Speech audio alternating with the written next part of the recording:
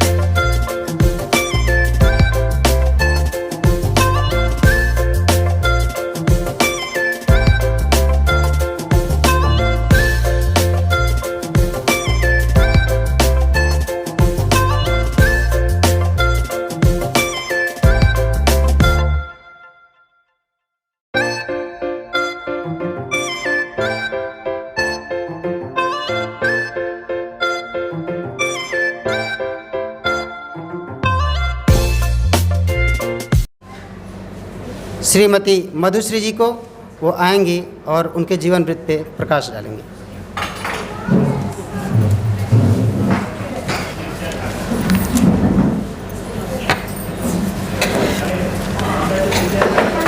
A very good afternoon and a very warm welcome to everyone. As always, it gives me immense pleasure to see all of you attending and being part of this beautiful program. This day is the most awaited day of the year for us, and it shows how fortunate we are that we were and we are still showered with the blessings and love of Dadu. And I can proudly say our foundation was led by our Dadu, Mr. S.B. Ghosh, Mr. Salil Bindu Ghosh, who was not less than a legend. And as I always say, unka to naam hi kafi tha.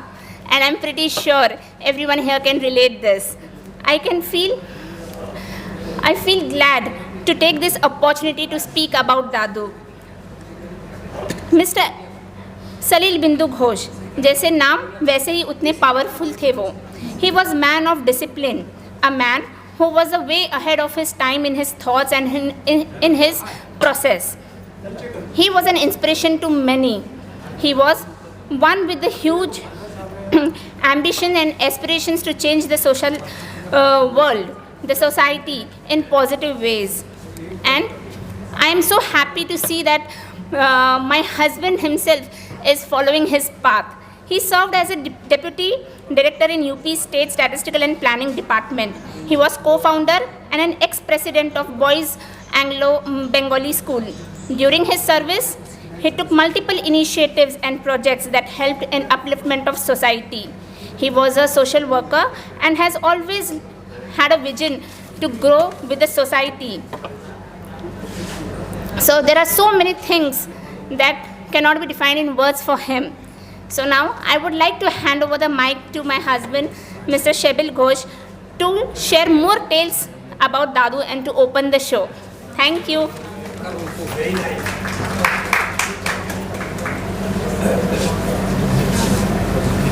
Thanks everyone.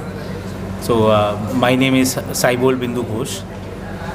मेरे grandfather का नाम S.B.. Ghosh था, मेरा नाम भी S.B.. Ghosh है, यही common है. But he was a legend in many ways. वो बहुत ही एक मोटिवेशनल थिंकर थे और उनके अंदर सबसे बड़ी बात ये थी कि वो हमेशा एक आगे की सोच रखते थे और कहीं ना कहीं अगर उसका 1% भी मैं हो जाऊं तो वो बहुत बड़ी बात होगी. बट ये बात है कि एक इम्पॉर्टेंट चीज़ यही था कि उन्होंने हमेशा आगे की सोची और उन्होंने सोसाइटी के लिए बहुत कुछ अपने एंड से जो भी हो सकता था, अपने डिपार्टमेंट में प्लानिंग कमीशन में भी थे वो, तो हमेशा यही सोचते थे कि हम कैसे आगे ले जाएं, क्या क्या कर सकते हैं, वो बहुत ज़रूरी होता है. तो और कहीं ना कहीं वो सारी चीज़ें हमारे पास है और वो आज हैं हमारी यादों में. आज इतने साल बाद भी अगर हम उनको याद करते हैं और ये सेमिनार ऑर्गेनाइज हो रहा है तो कहीं ना कहीं ये बात है कि उन्होंने कुछ तो बहुत अच्छा किया होगा और इसी वजह से आज भी परिवार और उनके साथ के लोग, डॉक्टर आर.पी. सिंह जी, उनके साथ भी काम किया उन्होंने. और तो आज ये सारे लोग यहाँ पे उपस्थित हैं तो इससे ये लगता है कि उन्होंने सच में एक बहुत बड़ा योगदान दिया होगा समाज में और शायद इसी वजह से आज भी हम उनको याद करते हैं. तो मैं धन्यवाद देता हूँ सबको कि आप लोगों ने अपना समय निकाला और हम लोग ज़रूर कुछ ना कुछ अचीव करेंगे. Thank you very much.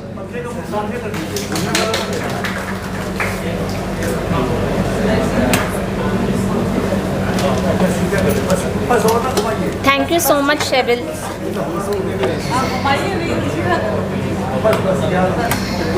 Now, I think this program is ये चल रहा है लगभग एक 20-22 सालों से.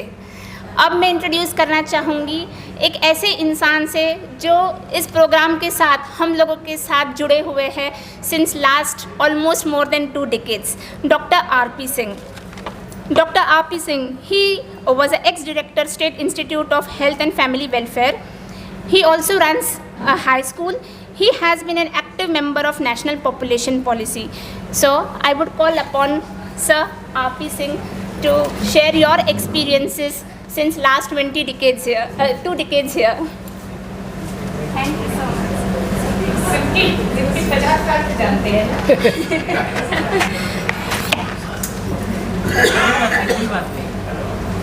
हेलो. यहाँ पर सभागार में जितने लोग उपस्थित हैं सबसे मेरा नमस्कार. मैं कुछ कहने के पहले मैं समझता हूँ कि डॉक्टर घोष साहब की बहू, ग्रैंड बहू और उनका ग्रैंड लड़का, उनके बारे में अच्छी जो कुछ कहना था उन्होंने कह दिया है. मैं और कुछ ना कह करके मैं कुछ 2-3 चीज़ें कहना चाहता हूँ. मैं इस कार्यक्रम में, इस संस्था को बनाने में डॉक्टर घोष के बाद से मीताश्री ने जो प्रयास किया है, उनके परिवार ने जो प्रयास किया है, मैं उनसे आज इस प्लेटफॉर्म पे आ करके उनसे मैं व्यक्तिगत रूप से रिक्वेस्ट करूँगा कि ये जब से हम लोग उनके इस अवसर पर इकट्ठा होते हैं और तमाम डिग्निटरीज आते हैं, कुछ अपने एक्सपीरियंसेस शेयर करते हैं और बहुत कुछ हम लोगों को बता के, सिखा के, कुछ ज्ञानवर्धन करके जाते हैं.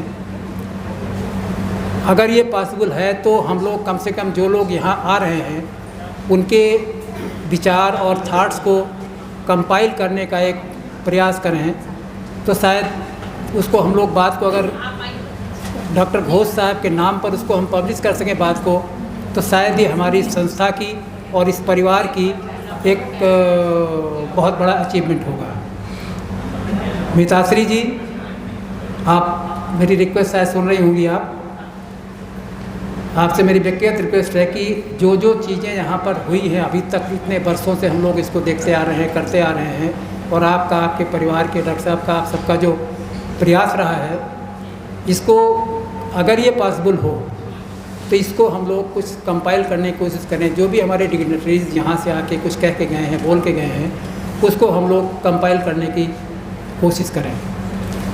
अगर ये पॉसिबल नहीं है तो कम से कम जो हमारे लेक्चर्स, क्योंकि वेरी तमाम क्षेत्र के, चाहे मेडिकल के हों, चाहे सोशल हों, चाहे वो पॉपुलेशन से रिलेटेड हों, चाहे और तमाम डे टू डे की एक्टिविटी से रिलेटेड हों, तमाम तरह के टॉपिक्स पे हम लोग यहाँ पे हर वर्ष जगह पहुँची हैं। तो इस तरह की इनकी जो एक्टिविटीज़ हैं, इनकी आप पर्सनालिटी आप देखिए, लेकिन कहीं ये नहीं लगता कि ये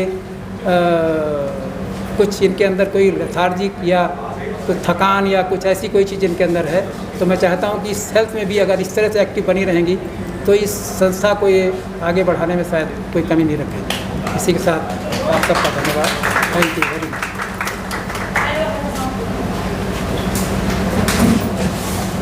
धन्यवाद डॉक्टर साहब। मिताश्री बहन जी एक ऐसी शख्सियत है हमारे समाज में जो हमेशा समाज को नए आयाम देने का काम किया है उन्होंने, और हम लोग आज एकत्र हुए हैं। ये एकत्रीकरण का भी दायित्व उन्हीं को जाता है, और उन्होंने ऐसे बहुत सारे आयाम दिखाए हैं कि उनके बारे में कुछ एक चंद लाइनें जो मन में कौध रही हैं वो इस प्रकार की हैं कि काजल के पर्वत पे चढ़ना, चढ़कर पार उतरना बड़ा कठिन है, निष्कलंक रह करके ये सब करना। तो ऐसा आपका कार्यवृत्त रहा है। ऐसी चुनौतियों को आपने स्वीकार करते हुए समाज को हमेशा नई दिशा और दशा देने का काम किया है। पर आज जो हमारा विषय है मधुश्री बहन जी, ये युवाओं में बढ़ती महत्वाकांक्षा आकांक्षाएँ दोनों एक से प्रतीत हो रहे हैं। कुछ इसका स्पष्टीकरण समझ में नहीं आ रहा। सेम चीज़ मैं यही आपसे कहने वाली थी कि ये जो टॉपिक है एस्पिरेशंस एंड एम्बिशंस जो कि बढ़ रही है, क्या ये सच में एक इशू हो सकता है? मुझे थोड़ा सा कंफ्यूजिंग लगता है, बिकॉज़ मुझे आज तक याद है कि मेरे स्कूल में एक पोएम की लास्ट पैराग्राफ की 4 लाइन्स थी, don't lose your aspirations, don't lose your aspirations, cling to your ambitions, because to follow your heart's desire you need no one's permission. So हमने तो यही सीखा है कि एम्बिशन और एस्पिरेशन तो हर इंसान के लिए होना ही चाहिए, क्योंकि वही बुनियाद है, उसके लिए आप ग्रो कर सकते हो। बट देन ये इशू कैसे हो सकता है? डज दैट मीन कि excessive ambitions and excessive aspirations can lead to some harmness? So मुझे लगता है कि इसी के लिए ये क्वेश्चंस हम सारे यूथ्स में है। ये इसीलिए कितना इम्पोर्टेंट टॉपिक है डिस्कस करने के लिए, जबकि इसीलिए to call upon our first speaker Shailendra Shukla, who is an advocate, journalist, poet and thinker. He is a known astrologer. He is the founder and president of Sahitya Sanstha, which is also known as Shabda Sarita. So please.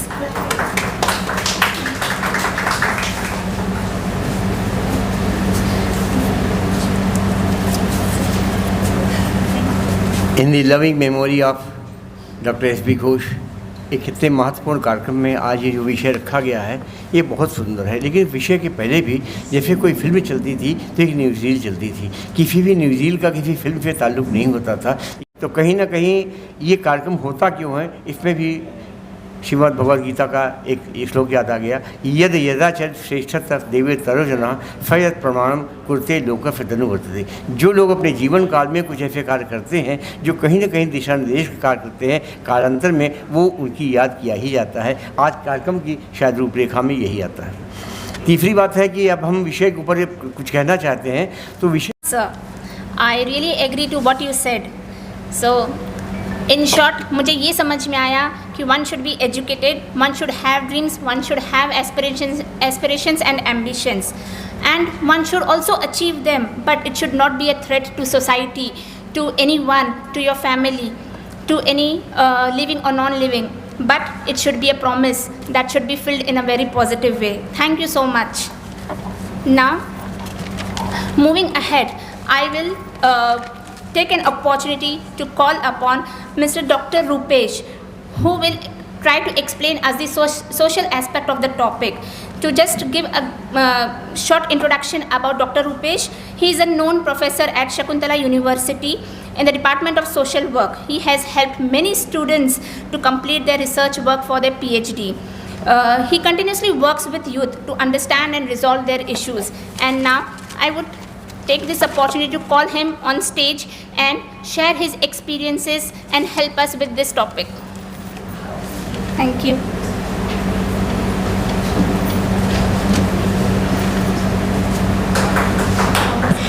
Thank you very much for inviting me a lecture on the issue of youth. पहले तो सर्वप्रथम मैं doctor S.B.. Ghosh साहब को श्रद्धांजलि अर्पित करता हूँ। साथ ही साथ हमारे गुरु, हमारे मेंटोर प्रोफेसर ए.एन. सिंह साहब का भी मैं बहुत बहुत नमन करता हूँ, क्योंकि वो हमारे बीच में उपस्थित है और जो है सेशन को चेयर भी कर रहे हैं। किस तरीके का समाज यूथ बनाना चाहता है? क्या ये महत्वाकांक्षा है कि हम बगैर शादी के रहें?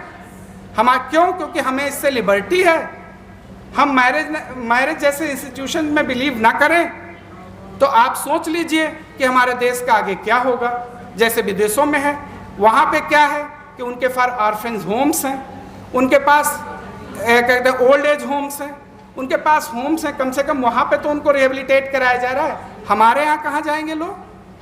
हमारे जो कोरोना में बच्चे ख़त्म हो गए हैं, आज भी कहने को तो बहुत कुछ पॉलिसीज़ बन गई हैं, लेकिन क्या प्रॉपर रिहेबिलिटेशन उनका हो पाया है? और उसको भी छोड़ दीजिए, जो हमारे फिजिकली चैलेंज बच्चे हैं, बेसिकली मैं जिस यूनिवर्सिटी से आता हूँ वहाँ पे ज़्यादातर 50% जो बच्चे हैं वो पर्सन विद डिसेबिलिटी। आप देखिए कि जिन घरों में ब्लाइंड बच्चे हो जाते हैं, जिन घरों में HI बच्चे हो जाते हैं, मतलब हियरिंग डिसेबिलिटी, या जिन बच्चों में, जिन फैमिलीज़ में OH बच्चे हैं और वो इकोनॉमिकली पुअर हैं, तो वो अपने बच्चों को बहुत ज़्यादा साथ में रखने के लिए उत्सुक नहीं है। वो चाहते हैं कि बच्चे किसी भी तरीके से अपना खर्चा चलाएं, अपनी शिक्षा दीक्षा कंप्लीट करें और किसी तरीके से वो रोजगार पालें। तो उनको भी हमें सोचना है। तो ये जो अगर हम बात करें कि जो हमारा अर्बन एरिया है, वहाँ जो महत्वाकांक्षाएं हैं, अगर ये सकारात्मक हैं तो आपको सही दिशा में ले जाएंगी। अगर ये, देखिए मेरा अपना मानना है कि महत्वाकांक्षाओं के बजाय यूथ में आकांक्षाएं होनी चाहिए, एस्पिरेशंस, और ये हमें आपको एक पाथ प्रोवाइड करती हैं आपके प्रोग्रेस का। क्योंकि बहुत सारी और आकांक्षाएं जो हैं वो आपके एजुकेशन लेवल से, बहुत सारी स्टडीज़ हैं विदेशों में कि एस्पिरेशंस लेवल में और एजुकेशनल अचीवमेंट में क्या रिलेशनशिप है, पॉवर्टी और आकांक्षा में क्या रिलेशनशिप है। तो अगर आप यूथ में ये डेवलप कर पाएँ कि बच्चे में शुरू से ही हम ये डेवलप करें कि उनकी आकांक्षाएं होनी चाहिए, महत्वाकांक्षाएं हों, लेकिन अति महत्वाकांक्षाएं होना बहुत खराब बात। अति महत्वाकांक्षा हमेशा उसको नकारात्मक रूप में प्रस्तुत करेगी और उसको सही दिशा ना दिखा करके उसको गलत रास्ते पे ले जाएगी। आप जो जितने भी मैंने अभी आपको उदाहरण बताए हैं, ये ना तो आकांक्षाएं हैं और ना सही तरीके से कहें उनके अंदर आकांक्षाएं तो है ही नहीं है, उनके अंदर केवल अति महत्वाकांक्षा है। और वो केवल, मैंने देखा एक बार, हम लोग जब स्टडी करते हैं तो ये देखते हैं कि जो बीटेक के मेरे बच्चे आते हैं या प्रोफेशनल कोर्सेज के जो बच्चे आते हैं और खासकर सिंपली जो आर्ट्स स्ट्रीम में बच्चे आते हैं, उनमें बेसिक डिफरेंस क्या है। हमने देखा है कि जो बीटेक का बच्चा आता है और जो आर्ट्स स्ट्रीम का बच्चा आता है, बच्चे का मतलब यहाँ पर हम यूथ से ही कह रहे हैं, वहाँ आप देखेंगे कि आर्ट्स का बच्चा सिंपल बच्चा आएगा। सर आप भी इससे सहमत होंगे कि वहाँ वो पैंट शर्ट पहन के आएगा, सिंपल दाढ़ी मूंछ ऐसे। आप बीटेक में जाएंगे, बीटेक के बच्चों को जाएंगे तो आप देखेंगे उनके ड्रेसिंग सेंस ही अलग होगा। आप कभी ऑब्जर्व करिएगा, बीटेक में पढ़ने वाले बच्चे, उनके फेस का मतलब उनकी दाढ़ी या उनके बाल या उनकी जो भी कुछ हेयर स्टाइल उनकी डिफरेंट होगी। हम लोगों ने इसको ऑब्जर्व करने की कोशिश किया कि ऐसा क्यों है। तो उन बच्चों का यह कहना था कि मैं इस भीड़ से, इस क्लास में अलग दिखना चाहता हूं। अब बताइए कि क्लास में अलग दिखने का मानक कपड़ा या हेयर स्टाइल या कोई स्टाइल है, या क्लास में अलग दिखने का तो एक ही मानक होता है जहाँ तक मैं समझता हूँ सर, या तो पढ़ने में आप बहुत तेज हो या पढ़ने में बहुत आप कमज़ोर हो। तो क्लास में वहीं पे लोगों का ध्यान जाता है कि ये लड़का बहुत पढ़ने में तेज है, इसका लेवल ऑफ एस्पिरेशंस ज़्यादा है, ये रिसर्च अच्छी करेगा, ये सर भी इस बात से सहमत होंगे और ये वहीं से बातें उठ के आ जाती हैं। या फिर जो इस तरीके की हरकत करके बच्चे आगे आते हैं तो टीचर ज़रूर समझ जाता है कि ये कुछ तो है, हो सकता है कि उसके अंदर टैलेंट हो। मैं ये नहीं बिल्कुल रिजेक्ट करता हूँ कि उसके अंदर टैलेंट नहीं, लेकिन मेरे कहने का मतलब है कि अपने को एक जो यूथ के अंदर जो वर्तमान समय में देखा जा रहा आइडेंटिटी क्राइसिस, वो अपने आप को हैंडल इशूज को आप देख सकते हैं। तो ये बहुत सारे इशूज हैं जिन पे हमें विचार करने की ज़रूरत है। लेकिन मैं फिर कहूँगा, गवर्नमेंट हमारी ये कहने में बहुत प्रसन्नता जाहिर कर रही है कि हमारे पास विश्व की सबसे ज़्यादा यूथ पॉपुलेशन है आज की डेट में हमारे पास, और उनके लिए एक प्रोग्राम भी एक चलाया है, नेशनल स्किल डेवलपमेंट प्रोग्राम। और उस नेशनल स्किल डेवलपमेंट प्रोग्राम में क्या डेवलप हो रहा है, किस तरीके की उनकी स्किल डेवलप की जा रही है, ये बहुत अच्छे तरीके से आप लोग, केवल एक प्रोग्राम मुद्रा लोन, इस तरीके के इशूज, इस तरीके के मतलब इंसेंटिव्स या इस तरीके के मेजर्स गवर्नमेंट के द्वारा लिए जा रहे हैं। लेकिन मैं फिर कहूँगा, ये जितने भी इनिशिएटिव्स लिए जा रहे हैं, ये फ्यूचर में किसी भी यूथ को बहुत अच्छी तरीके से इस्टेब्लिश नहीं करेंगे। ये चाहे NSDC हो या इस बैंकों की डिफरेंट टाइप की लोन्स की स्कीम्स हों, ये सारे बच्चों के अंदर स्किल, जिस तरीके की स्किल्स डेवलप करनी जा रही हैं, उनसे उन बच्चों का भविष्य नहीं चलने वाला। केवल इसलिए आज चल रहा है क्योंकि वो सिंगल हैं। जिस दिन वो अपनी फैमिली में इंटर करेंगे, सो कॉल्ड अपनी फैमिली, अपनी शादी जब होगी और 2 बच्चे होंगे और उस स्किल से जब उनका अपना खर्चा चल पाना मुश्किल होगा, तब उनको समझ में आएगा कि यूथ कहाँ जा रहा है। तीसरा एक और सबसे बड़ा अहम मुद्दा जो इस समय का देख रहा हूँ, आज की डेट में यूथ को, जिस यूथ को सेकुलर होना चाहिए, वो यूथ किस तरीके की बातों में उलझा हुआ है, ये भी हमें समझना चाहिए। मैं अभी से बता रहा हूँ उसको। इस तरीके की चीज़ों में देखिए, सेकुलर की जब हम बात करेंगे तो वो डिफरेंट तरीके से उसको एक्सप्लेन किया जाएगा। अगर हम कॉन्स्टिट्यूशनल लैंग्वेज में जाएंगे तो पंथ निरपेक्ष। आपको मैं बताऊं, मेरे कई सारे फ्रेंड्स बाहर हैं, ब्रिटेन में वो पढ़ने गए। उन्होंने ये बताया कि हम लोग पढ़ने गए तो हर सैटरडे संडे जो है वहाँ चर्च के जो वहाँ के प्रीस्ट होते थे वो इंडियन यूथ के पास आते थे और उनको बाइबल्स और इसके बारे में बताते थे। रीजन क्या था? यहीं के 2 बच्चे मैंने देखा ऑस्ट्रेलिया गए। वो किस लिए? क्योंकि वहाँ ऑस्ट्रेलिया में यूथ जो है वो चर्च में नहीं जा रहे हैं। इसका मतलब क्या है कि यूरोप में जो यूथ का रिलीजन के साथ जो अटैचमेंट है, अगर हम बात करें, एक बहुत पुरानी संस्था थी YWCA और YMCA, youth women Christian association and youth main Christian association, 1844 में बनी, बहुत पुरानी संस्था ब्रिटेन में। और वो बनाई इसलिए गई थी क्योंकि उस समय ब्रिटेन का youth, American youth religious activities में इन्वॉल्व नहीं हो रहा था, इसलिए उनको एसोसिएट करके उसको बनाया गया। आज की डेट में क्या हो रहा है, ग्लोबल, अगर आप इसको वेस्टर्न कंट्रीज के पर्सपेक्टिव में देखिए, वहाँ का यूथ अपने रिलीजियस एक्टिविटीज में कम इन्वॉल्व है। लोग चर्चों में नहीं जा रहे हैं। आप रूस का देखिए, ब्रिटेन में देखिए, उनके प्रीस्ट आकर के लोग कन्विंस करते हैं आप आइए। इंडियन यूथ यहाँ के कुछ पढ़ने गए थे, मेरे ही फ्रेंड थे, वो बड़े मतलब उसको थोड़ा उसको ऑफ द वे आप लोग लीजिए। उन्होंने कहा कि हम लोग उनकी बातें बहुत ध्यान से सुनते थे। संडे के दिन वो बुलाते थे कि आप प्रेयर में हमारे आइए, हम लोग जाते थे। और हमारा केवल वहाँ रुझान ये रहता था कि जो हम खाना खाते हैं वो कितने पाउंड का होता था, तो उस दिन का डिनर जो है या लंच हमको वहाँ मिल जाता था, तो हमारा वो फ्री ऑफ कास्ट हो जाता था, जबकि हमको उनसे कोई लेना देना नहीं था। बट इंडियन कॉन्टेक्स्ट में आज की डेट में ये चीज़ें थोड़ा उलट के हो रही हैं।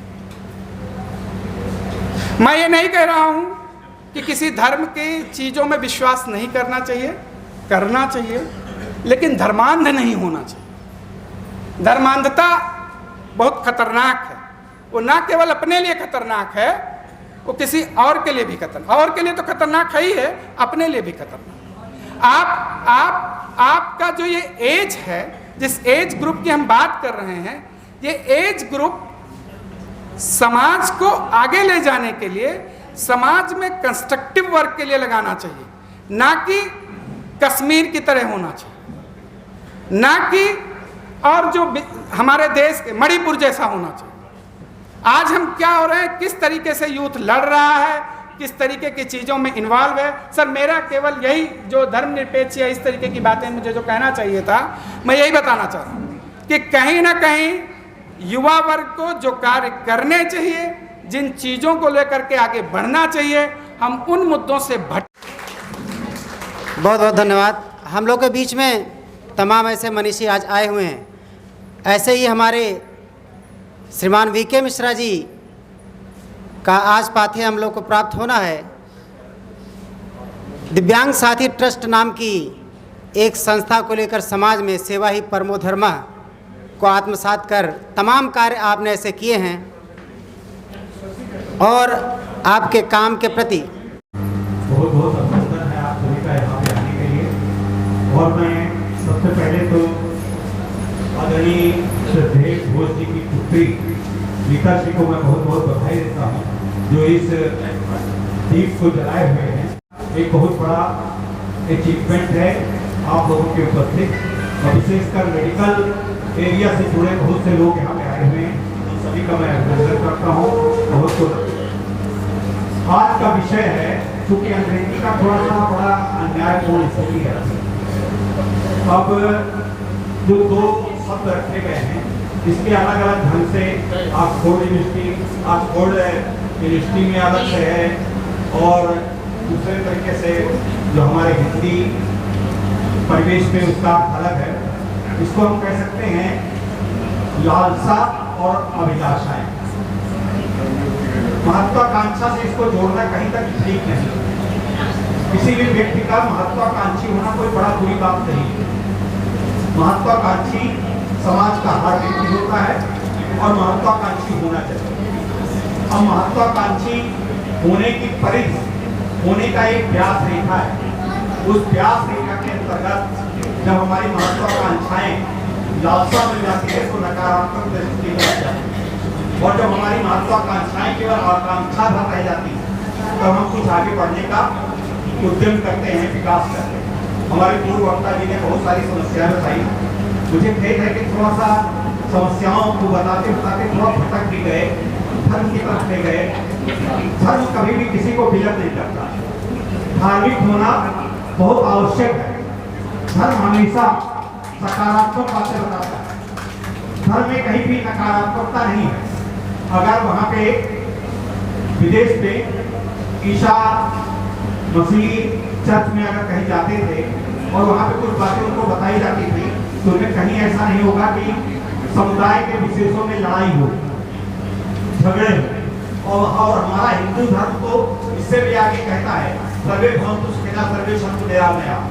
तो हम जब इस प्रकार की समुदाय और पूरे विश्व को अपना एक परिवार मानते हैं, वसुधैव कुटुम्बकम कहते हैं, तो धर्म की बात तो हमको हमेशा जोड़ने की बात बताती है, कहीं भेदभाव है ही नहीं। दूसरे धर्मों की बात मैं ज़्यादा नहीं कर सकता हूँ क्योंकि उस पर मुझे अध्ययन नहीं है, लेकिन ईसा मसीह की बातों पर और हिंदू धर्म की बातों पे थोड़ा बहुत मुझे ज्ञान है। दोनों धर्मों में समानता और दोनों धर्मों में दरिद्र की पूजा करने की बात बताई। अब प्रश्न आता है युवाओं में महत्वाकांक्षा या आकांक्षा, ये होना कोई बड़ी बुरी बात नहीं है। जब बच्चा छोटा पैदा होता है तो उसकी इच्छा, उसकी स्फूर्ति बढ़ती है, उसकी आकांक्षाएं बढ़ती हैं, उसके अंदर हमेशा विलिंग पावर उसको आगे बढ़ने के लिए प्रेरित करती है। तो जब प्रेरित करके हमको, जब हम उसको, एक गमला है, अब उस गमले में चाहे फूल पौधे चाहे कटीले तार लगा दें, कटीले पौधे लगा दें, तो हमारे ये संस्कारों की एक परिणित संस्कारों की जो परंपराएं हैं, जब तक हम संस्कारों से नहीं जुड़ेंगे तब तक हम भावनात्मक रूप से आगे महत्वाकांक्षी, जिसे कि हमें एक सकारात्मक रूप में देखना चाहिए, वो नहीं बन सकते। हमें सिर्फ लालसा रह जाएगी कि जब हम एक कार पाने के, हमारी कार लेने की आवश्यकता नहीं, लेकिन हमारे पास ये आवश्यकता है कि हम घर में चाहे कि खेत हैं, खेत बेच करके हम कार खरीदें, तो ये तो एक लालसा होगी। अनावश्यक कार बढ़ा। लेकिन किसी व्यक्ति के लिए जरूरत है कार, तो उसको कार खरीदना होगी। कार खरीदने के लिए संसाधन जुटाने होंगे और संसाधन जुटाने के लिए कर्म करना होगा। कर्म करने के लिए हमको सकारात्मक और नकारात्मक कर्मों में अंतर पैदा करना होगा, और उस अंतर को जब तक हम परिभाषित नहीं करेंगे तब तक हम आगे कुछ नहीं कर सकते। खैर, मैं इसी बात पे अपनी बात समाप्त करते हुए, मुझे आज एक गौरव मिला है। हमारे बीच में हम जरूर चाहेंगे कि आप लोग कर्तव्य ढंग से उनका स्वागत करिए। हमारे बीच में एक चिकित्सा जगत की मान्य हस्ताक्षर विश्व में जिनका नाम दत्ता बना है, जिन्होंने पूरे विश्व में ही नहीं, हमारे जो भारत की शुरुआत में शिशु देखभाल से जिन्होंने बहुत काम किया है। 22 साल तक शिशुओं को, गर्भवती शिशुओं को, और जो हमारे बच्चे पैदा हुए उनकी माओ को, जननी को देखभाल का एक नया वैज्ञानिक तरीका बताया। परंपराओं को उन्होंने उसमें समाहित किया है, परंपराओं को अलग नहीं किया है। परंपराओं में जैसे स्तन फीडिंग का 1 तारीख से 7 तारीख तक का एक प्रोग्राम आने वाला है, तो स्तन फीडिंग में उन्होंने बहुत बड़ा काम किया। 22 साल तक के जब कोई जानता नहीं था, जब कोई इस विषय में बात नहीं करना चाहता था, उस समय अरुणा नारायण जी, जिनके विषय में मैं आज उनको हमारा एक सहयोग संगठन, हमारी जो मीता श्री का ये संगठन है, उन्हें सम्मानित करके हम अपने को सम्मानित महसूस कर रहे हैं। पूरा संगठन अपने को सम्मानित महसूस कर रहा हूँ। डॉक्टर अरुणा नारायण जी का मैं बहुत बहुत अभिनंदन करता हूँ। डॉक्टर अरुणा नारायण, जोरदार तालियों से एक बार स्वागत करेंगे हमारे मंचस्थ अतिथि डॉक्टर अरुणा नारायण जी का। साथ ही साथ मैं मंच पर आमंत्रित करना चाहूँगा डॉक्टर आरपी सिंह और डॉक्टर काजी जी को डॉक्टर अरुणा नारायण जी को लाइफ टाइम अचीवमेंट अवार्ड से सम्मानित करने के लिए।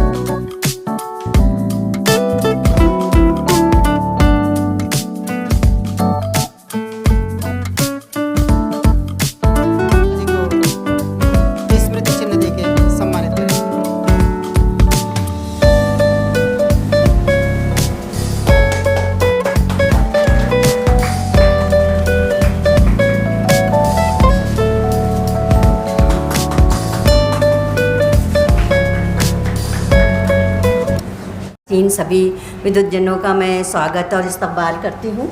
और इसके साथ ही मैं बस ये अपनी बात को, जो कि आपकी आज की जो ये टॉपिक था आपका, तो उस पे एक शेर, खुद ही को कर बुलंद इतना कि हर तकदीर से पहले खुदा बंदे से खुद पूछे बता तेरी रज़ा क्या है।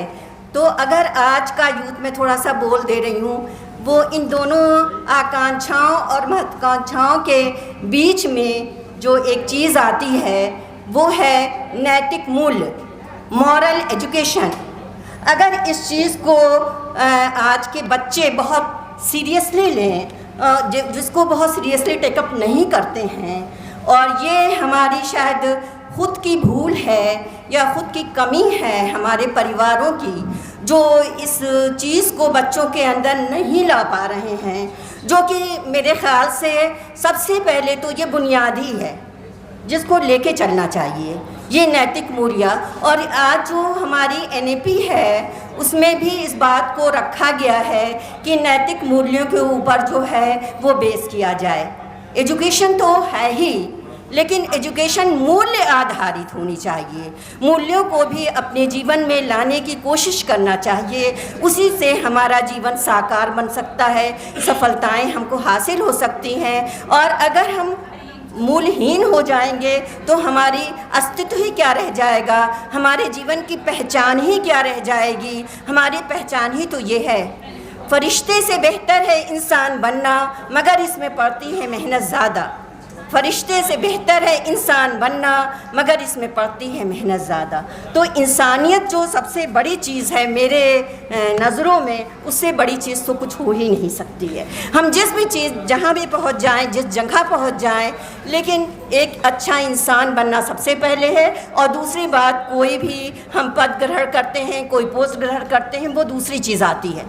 पहले नंबर पे हम एक इंसान बने, उसके बाद दूसरे नंबर पे कुछ भी कर सकते हैं। जैसा कि मेरी बहन मिताश्री जी का वो रहा है कि आप कर दीजिए, तो मैंने युवाओं के लिए जो है एक संदेश है जो मैंने लिख दिया है।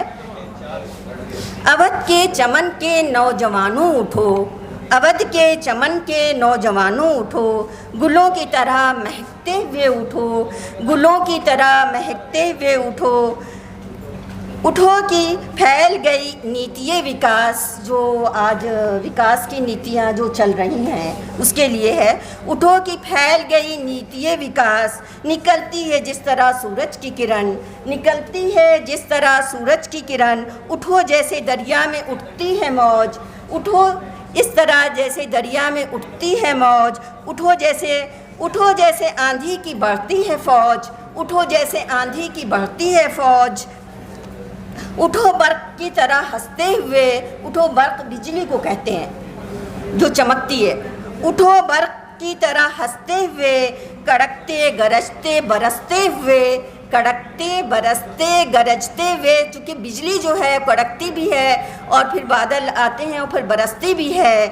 गरजते हुए बेरोज़गारी की जंजीर को तोड़ दो, बेरोज़गारी की जंजीर को तोड़ दो। ज़माने की रफ्तार को मोड़ दो, ज़माने की रफ्तार को मोड़ दो। इंसानियत की रोशनी फैलाओ, इंसानियत की रोशनी फैलाओ। मज़हब मिल्लत की पहचान मज़हब व मिल्लत की पहचान बन के दिखाओ, मज़हब व मिल्लत की पहचान बन के दिखाओ। अवध के चमन के नौजवानों उठो, गुल की तरह महकते हुए उठो। और एक जो अभी NEP के बारे में एक थी, वो 2 लाइनें में करके और आपसे ज़्यादा वक्त ना लेते हुए अपनी वाणी को विराम दूंगी। किस्मत की हदें मिट जाएंगी, बेआब सितारे टूटेंगे। किस्मत की हदें मिट जाएंगी, बेआब सितारे टूटेंगे। अब इल्म व यकीन के सर चश्मे आगोज़ ज़मीं से फूटेंगे, अब इल्म व यकीन के सर चश्मे आगोज़ ज़मीं से फूटेंगे। देश ने करवट बदली है, तालीम ने जोश दिखाई है, देश ने करवट बदली है, तालीम ने जोश दिखाई है। आज़ादे रवि से सरकार ने नई पॉलिसी बनाई है, आज़ादे रवि से सरकार ने नई पॉलिसी बनाई है। वोकेशनल ट्रेनिंग अब रंग बदलने वाली है, वोकेशनल ट्रेनिंग अब रंग बदलने वाली है। सब हुनर अपने पंजे में तस्वीर बदलने वाली है, सब हुनर अपने पंजे में तस्वीर बदलने वाली है। इंसानियत का सबक पढ़ो, लम्हा है ये मंजूरी का, इंसानियत का सबक पढ़ो, लम्हा है ये मंजूरी का। राहत की फ़िज़ा में सब रोज़गार से लग जाएंगे, मंजिल करीब आ पहुँची बढ़ते ही चलो, बढ़ते ही चलो। मंजिल करीब आ पहुँची बढ़ते ही चलो, बढ़ते ही चलो। हर कोह दमन के सीने पर दरिया की तरह चढ़ते ही चलो, चढ़ते ही चलो। हर कोह दमन के सीने पे दरिया की तरह चढ़ते ही चलो, चढ़ते ही चलो। बहुत बहुत शुक्रिया। अब मैं बुलाना चाहूँगी स्टेज पे डॉक्टर अरुणा नारायण जी को, just to give her introduction in brief. She is a known MD pediatrician. She has always been working for betterment of society. She has worked as a child specialist since years in various hospitals, not only in Lucknow, but nearby areas and states like Kanpur. She was a joint director at RCH and NHM and conducted various programs in the state. Worked as a state coordinator for UNICEF for promoting breastfeeding.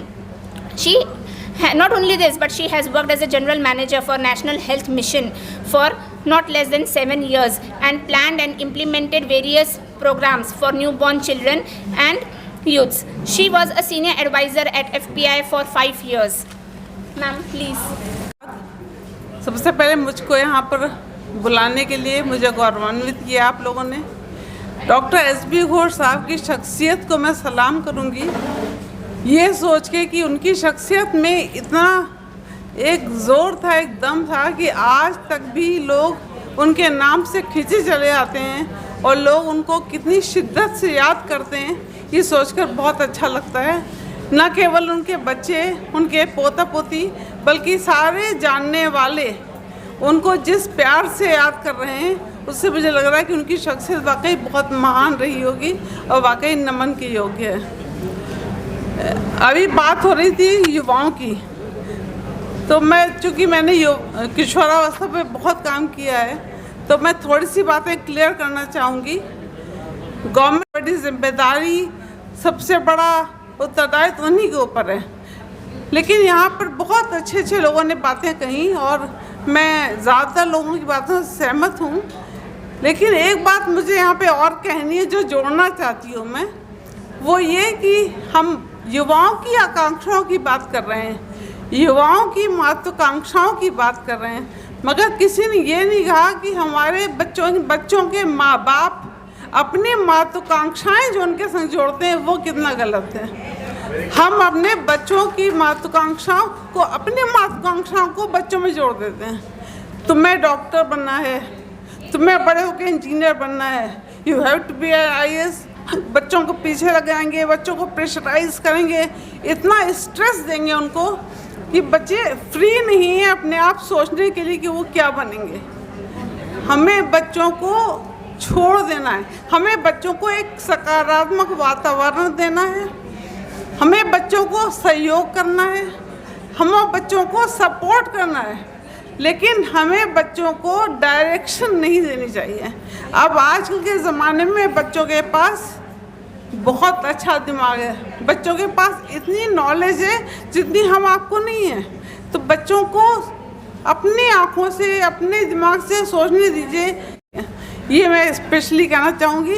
बाकी तो हम लोग बात जो कह रहे थे वो सब ठीक है, और भी बहुत लोग बोलेंगे, बहुत वक्ता हैं, समाजशास्त्र के लोग हैं, बहुत जनरल पब्लिक के लोग हैं, तो वो लोग आपको अच्छी अच्छी बातें बताएंगे, लेकिन मेरी सोच यही है कि हर बच्चे को पॉजिटिव एटमॉस्फेयर मिलना चाहिए, माँ बाप का सपोर्ट मिलना चाहिए, बचपन से एक संस्कार ज़रूर मिलने चाहिए, और जैसा कि मिश्रा जी ने कहा, हर बच्चे को धार्मिक होना चाहिए।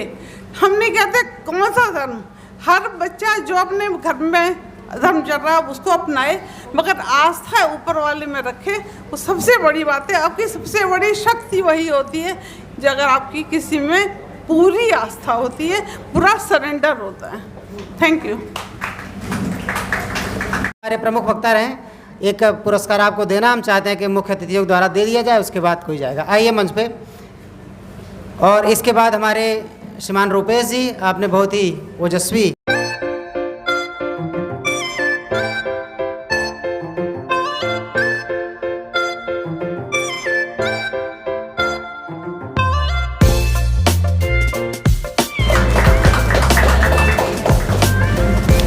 बहुत बहुत धन्यवाद आप सभी ने। दूसरी चीज़ क्या है कि एक्सपेक्टेशन रिड्यूसेस जॉय। हम लोग बहुत ज़्यादा अगर कोई एक्सपेक्ट करता है तो उसमें तकलीफ़ होती है। अगर आप ज़िंदगी में देखें, कृपया मैं आप लोगों से अनुरोध करूँगा थोड़ा शांति बनाए रखें।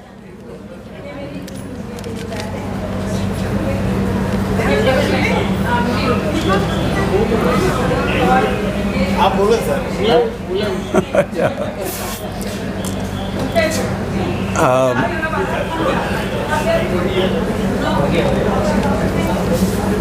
Dear doctor R P. Singh, doctor A.K. Singh, Mitashree Ghosh ji, doctor Jyotirbindu Ghosh, the whole Ghosh family, the learned speakers, ladies and gentlemen, and friends from the media. We have gathered here today in the loving memory of Dr. S.B. Ghosh, father of Dr. J.B. Ghosh and Mitashiri Ghosh, on his 101st birth anniversary celebrations, and it is indeed a matter of great pleasure and satisfaction to remember his ideals and teachings on this solemn and loving occasion. Today's program has been organized by Sahyog Swalamban Samiti and Life Foundation, and we were glad to hear the learned speakers speak about the burning topic of increasing ambitions and aspirations in youth, which was the learned speakers tried to make it clear, like what's the difference between aspiration and ambition, and what should be the aim of the person of the youth in the society.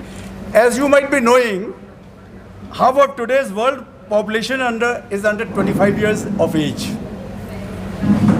There are especially large concentration of young people in Middle East, North Africa and in many parts of Asia, including India.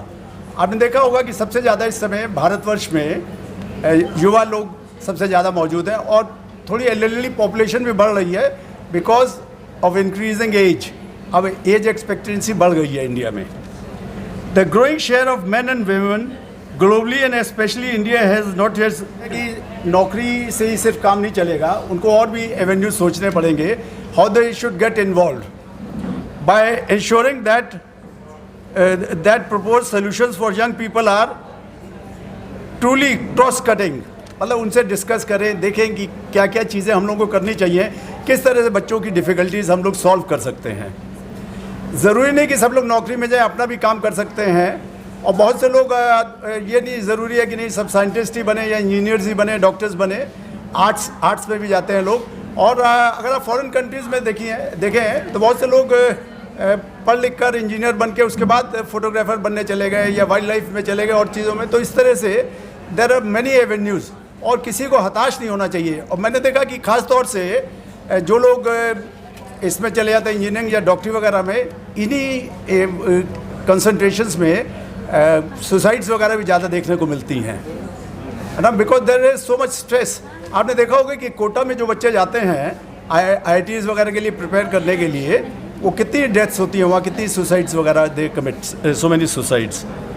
अच्छा, ये in line with this, there was a high-level committee appointed by UN to decide what should be done, and there was a survey work done by the World Bank to come to certain conclusions what should be done for the youth, and I think this is the crucial moment for government and all development partners to walk the talk. हमें बच्चों के साथ मिलके बात करनी चाहिए youth के साथ कि what they really want. मतलब most of them are confused. और आजकल जो एजुकेशन भी मिल रहा है that is not so good. मतलब जो हम लोग के टाइम एजुकेशन था, अगर आप बच्चों से के पूछिए, उनसे उनके थोड़ा समझना चाहिए, तो देखेंगे कि they are not able to उतने अच्छी तरह से नहीं बता पाते कि भी क्या वो करना चाहते हैं या क्या उनके एम है लाइफ में. और main thing is ambition is good, लेकिन one should not be greedy. जैसे किसी हमारे लर्नड स्पीकर ने या किसी ने कहा था कि आकांक्षा होनी चाहिए लेकिन लालसा नहीं होनी चाहिए, ग्रीड नहीं होनी चाहिए ज़्यादा, लालच से हमें बचना चाहिए. तो मैं तो ये कहूँगा कि it is time to ask ourselves, can we increase youth participation and reduce youth inactivity in other ways. बच्चों को अगर हम यूथ को इन्वॉल्व रखेंगे तो वो एक सरकार मतलब अच्छे काम में लगाएंगे और तो फिर वो बिज़ी रहेंगे. और अगर they will be empty minded और कुछ नहीं करने को होगा तो वो किसी गलत काम में इन्वॉल्व हो जाएंगे. तो हम लोगों को उनको किसी अच्छे उनसे पूछना चाहिए what are your ideals, what do you want to do, और फिर उस हिसाब से उनको वो लगाएं और उनके साथ बैठ के उनसे कहें कि let's sit down and discuss what you really want. तो इन्हीं शब्दों के साथ मैं I would like to extend a very big thank you, धन्यवाद to the Ghosh family for inviting me to today's seminar and listening to the views of the learned speakers. And मैं अपने अतिथियों के लिए और आप सब लोगों के लिए कहना चाहूँगा, हंसते रहें आप हज़ारों के बीच, हंसते रहें आप हज़ारों के बीच, हंसते रहें जैसे फूल बहारों के बीच. हंसते रहें जैसे फूल बहारों के बीच, रोशन रहें आप दुनिया में ऐसे, रोशन रहें आप दुनिया में ऐसे जैसे गगन है चांद सितारों के बीच। और अंत में देखिए हमारे वो जो जहाँ आरा जी थी या कौन थी जो बहुत अच्छा बोली थी, और उन्होंने कहा था कि भी सरकार अच्छे अच्छे काम कर रही है, तो मुझे भी आज लगता है कि मोदी जी अच्छा काम कर रहे हैं और मेरे ख्याल से काफ़ी लोगों को लगता होगा। तो I would like to end with the words of our respected prime minister Shri Narendra Modi ji. माना अंधेरा घना है, ये खासतौर से ये यूथ के लिए है। माना अंधेरा घना है लेकिन दिया जलाना कहाँ मना है, लेकिन दिया जलाना कहाँ मना है। जय हिंद, बहुत बहुत धन्यवाद।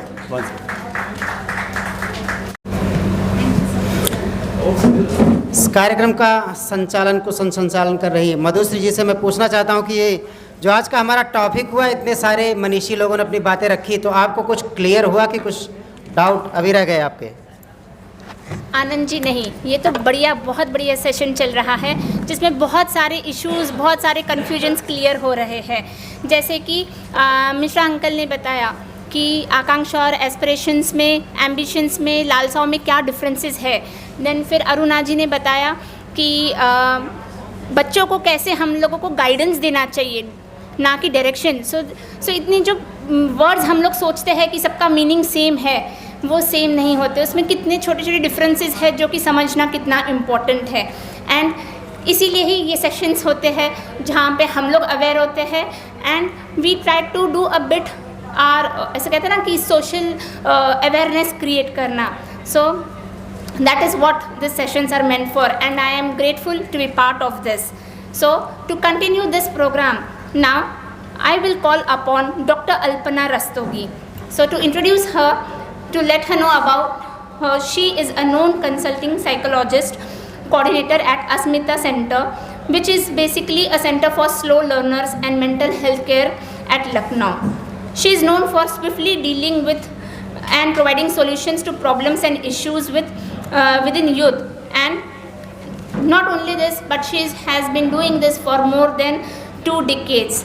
And I am inspired by her. So I would take an opportunity to call her and take the mic, please. Thank you so much, ma'am.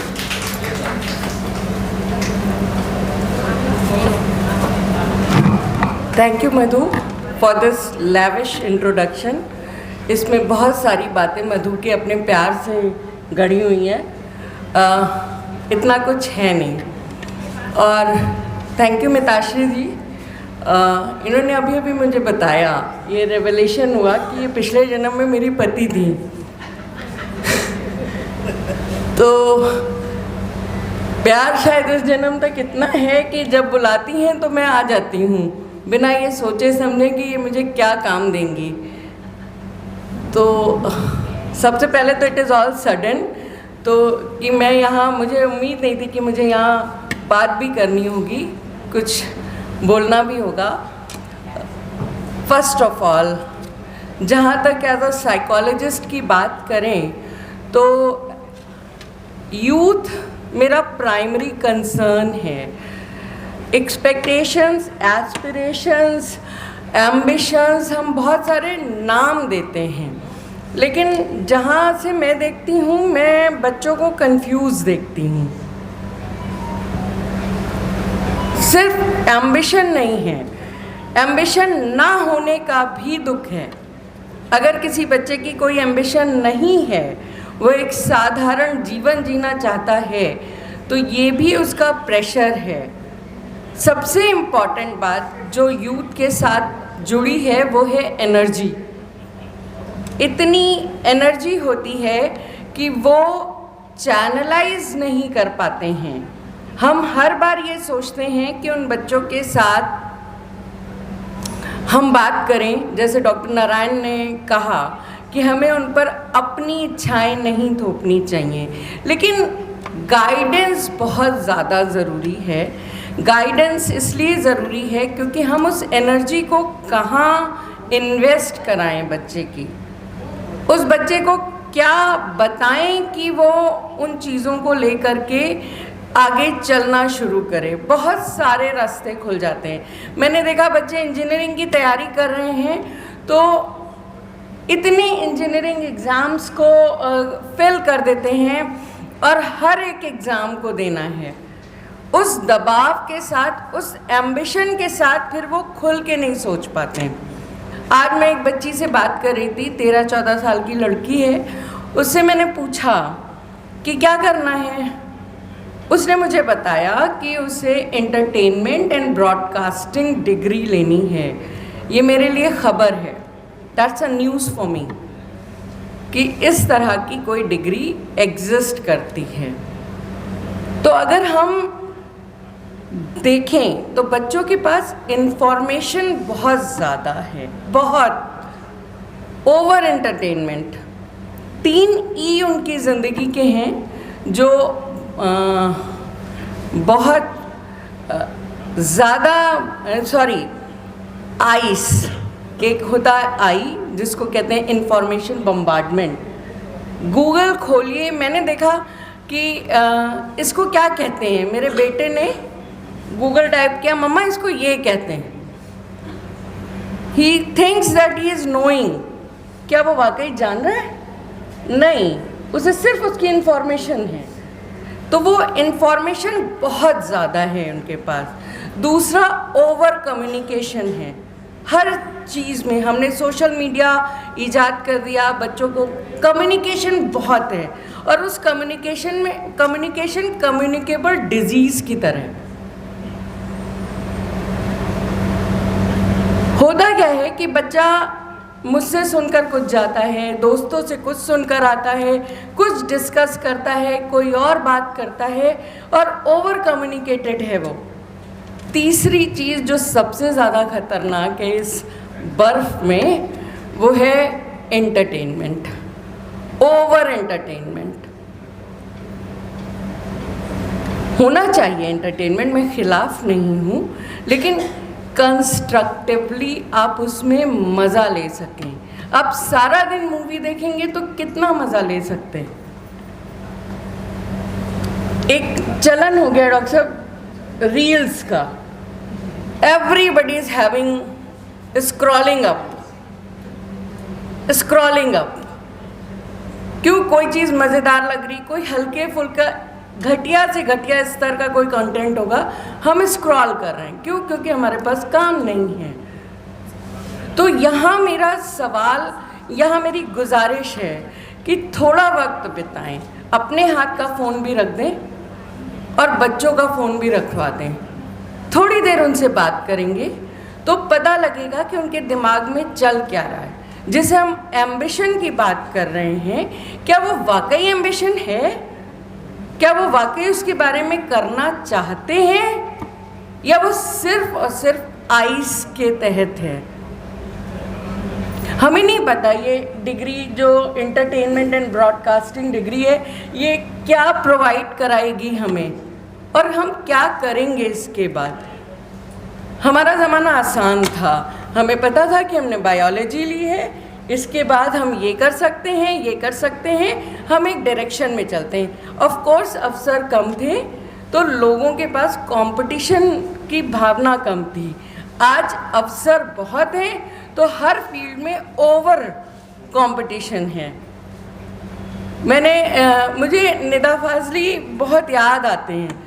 वो उन्होंने एक लिखा है ना, हर जगह हर तरफ बेशुमार आदमी, लेकिन तन्हाइयों का शिकार आदमी। होता क्या है कि हम हर चीज़ में, आप कोई डिग्री ले लें, कोई कोर्स ले लें, कुछ कर लें, बच्चे बहुत आ जाते हैं। Everybody wants to do that, लेकिन किसी को इस बारे में पता नहीं होता। कोई कॉलेज बता दे कि उसने 1 CR का पैकेज दिया है सिर्फ एक बच्चे को।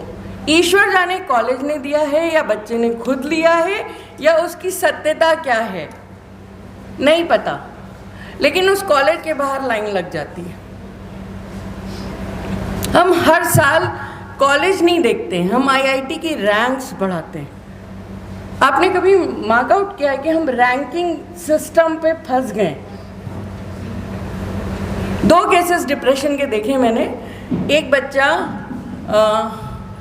उसका पहले अटेम्प्ट में IIT क्लियर हो गया था, लेकिन उसे IIT मुंबई चाहिए था। क्यों? क्योंकि उसे IIT मुंबई की रैंक उस वक्त बहुत ज़्यादा थी, दैट वाज नंबर 1। तो उसने कहा मैं नहीं लूँगा एडमिशन, मैं वेट करूँगा और मैं मुंबई के लिए प्रिपेयर करूँगा। नेक्स्ट ईयर जब आपके पास कोई रूटीन नहीं है, वो मोटिवेशन नहीं है, तो जाहिर सी बात है एफ़र्ट्स में कुछ कमी आएगी। जब एफ़र्ट्स में कमी आएगी और कुछ भाग्य के कारण भी होते हैं, उसका एडमिशन नहीं हुआ। He was not able to even crack that NIT, कोई NIT भी वो क्रैक नहीं कर पाया। And now he is actually, क्योंकि शायद मेरा वक्तव्य बहुत असंप्रक्त सा लगा हो, उसका कारण मैं नहीं हूँ, मिताश्री दी है, ये कभी कुछ बताती नहीं है। Thank you so much.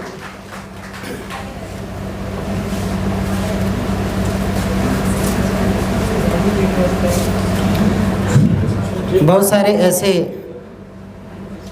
अनुभव को आपने साझा किया जो वास्तव में हमको आत्मसात करके जाना है यहाँ से। और डॉक्टर साहब ने 2 बातें कही, एक तो कि बच्चों की जो इच्छाएं हैं उनको हमें ध्यान में रख के काम करना चाहिए, और दूसरा गाइडेंस ज़रूर होनी चाहिए। उसी पे बात तो हास्यास्पद है, लेकिन थोड़ा आपके बीच में रखना चाहूँगा। संघ के द्वारा कुछ बाल संस्कार केंद्र संचालित होते हैं हर जगह पे। तो ऐसे एक बाल संस्कार केंद्र था, उसमें मैं गया, मैंने बच्चे से पूछा कि ABCD आती है? वो बोला हाँ। ध्यान रखिएगा, मैंने 4 अक्षर बोले ABCD आती है? वो बोला हाँ। मैंने कहा सुनाओ। बोला ABCD। मैंने कहा और बताओ? बोला और सब ठीक है, आप बताओ। तो गाइडेंस, और थोड़ा एक किसी मनीषी ने यह भी कहा कि 6 साल तक बच्चों को मत डांटिए मारिए, लेकिन 6 से 16 साल तक तबीयत से, 16 के बाद फिर बंद। तो कुछ ये बातें हैं, कुछ धार्मिक बातें भी मिश्रा जी ने हम लोग के बीच में रखी। आजकल स्कूल थोड़ा रेयर है, लोग कहते हैं कि हमारे यहाँ स्कूल शिक्षा थोड़ा पीछे है, ज़्यादा स्कूल नहीं है। मुझे लगता है 1,72,000 से ज़्यादा गुरुकुल हुआ करते थे अपने अखंड भारतवर्ष में, जब कहीं भी स्कूल नहीं हुआ करते थे। और आज क्या है, हम लोग प्रचार प्रसार कर रहे हैं कि जनसंख्या नियंत्रण करिए। तो एक लाइन आज मैंने पढ़ी, आप लोग के सामने रखूँगा, कोट कहीं निकला था कि जनसंख्या नियंत्रण के लिए सरकार अब क्यों जागी है। जनसंख्या नियंत्रण के लिए सरकार अब क्यों जागी है, उसके लिए तो प्राइवेट स्कूलों की फीस ही काफ़ी है। आइए आगे के संचालन के लिए मधुश्री जी।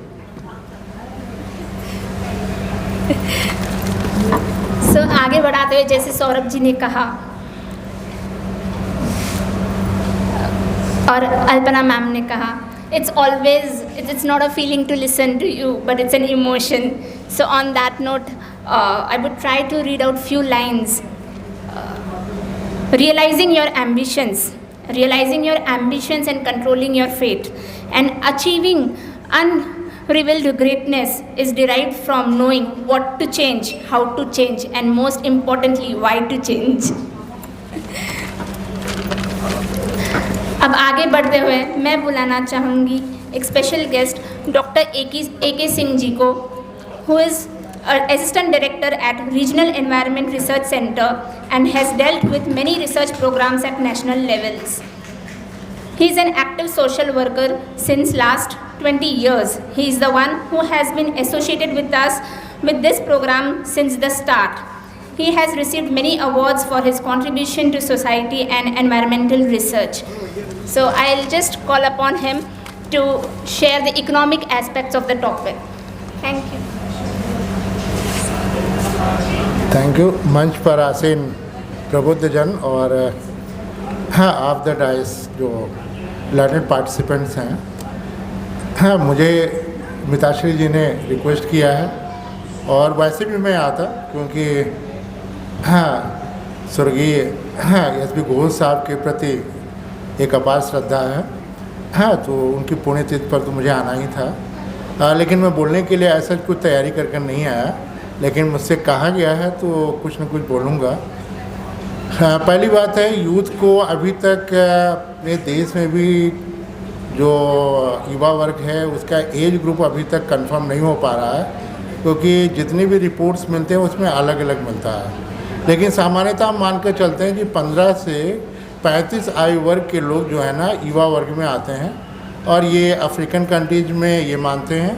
अपने देश में भी कई या अंतर्राष्ट्रीय संस्थाएं हैं वो 15 से 24 मानते हैं, लेकिन हम मान कर चलते हैं 15 से 30 तो एटलीस्ट हम मान ही सकते हैं, और ये एक्टिव ग्रुप है। और यदि हम आबादी में इनका अनुपात भी देखें तो लगभग 26 से 27% इनका अनुपात है, और ये माना जा रहा है कि अगले दशकों में इस अनुपात में गिरावट आएगी। ये बढ़ेगा नहीं, क्योंकि एल्डरली पॉपुलेशन में ज़रूर इजाफा होगा, इसमें कम होगा। अब आता है कि युवा वर्ग की अपेक्षाएं या उनकी जो आकांक्षाएं हैं, लालसा हैं, वो तो हर वर्ग में रही हैं, और जब तक आपकी लालसा नहीं होगी, आकांक्षा नहीं होगी, या आप एक्सपेक्टेशंस नहीं होंगे, तब तक उसको अचीव करने के लिए वो प्रयास कैसे करेंगे। तो इसलिए ज़रूरी भी है कि उनमें कोई ना कोई इस तरह से एक सेट गोल्स तो होने चाहिए, क्योंकि जब गोल्स होंगे उन्हीं गोल्स को ही प्राप्त करने के लिए आप प्रयास करेंगे। हाँ, मैं ज़्यादा समय नहीं लिया। हाँ, thank you. Economical aspects. Now I am glad to introduce our new next speaker, Dr. Fakhri Azam. I am so glad to introduce him because of his unique specialization.